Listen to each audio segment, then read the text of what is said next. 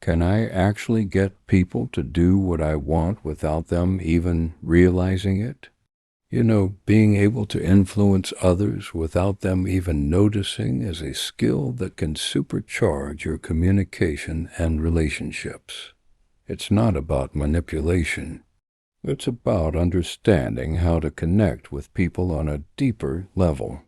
Ever felt like you're trying to get your point across, but it feels like you're hitting a brick wall? You want to be heard.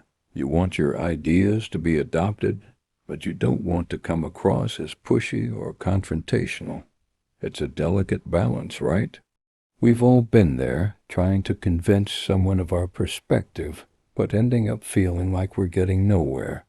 It's frustrating, and it can be really tough to navigate.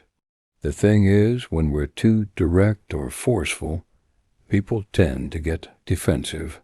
They feel like they're being pushed around, and they push back. It's like a reflex. So how do we avoid this trap and still get our point across? It's a question that gets to the heart of how we communicate and build relationships. There are some subtle yet powerful techniques that can help you influence others without them even realizing it.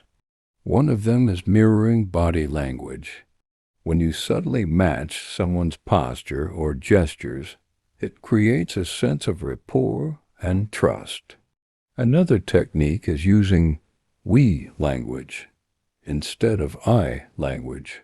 When you say we think or we could, it creates a sense of shared ownership and perspective. Framing suggestions as questions is also super effective. Instead of saying you should do this, say what do you think about doing this? It invites the other person to take ownership of the idea. Lastly, using positive language can also make a big difference. Focusing on what can be achieved rather than what can't helps create a positive and solution-oriented conversation. Let me give you a quick example. Imagine you're trying to decide on a restaurant with a friend.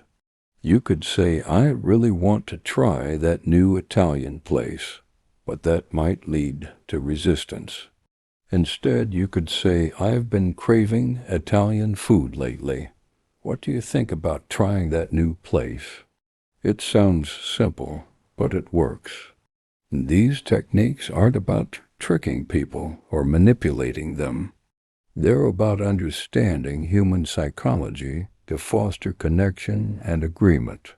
By using them, you can build stronger relationships and get your point across without being pushy.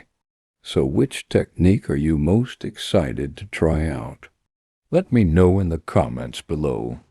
And if you want more tips on how to communicate effectively and build stronger relationships, be sure to subscribe and hit that notification bell.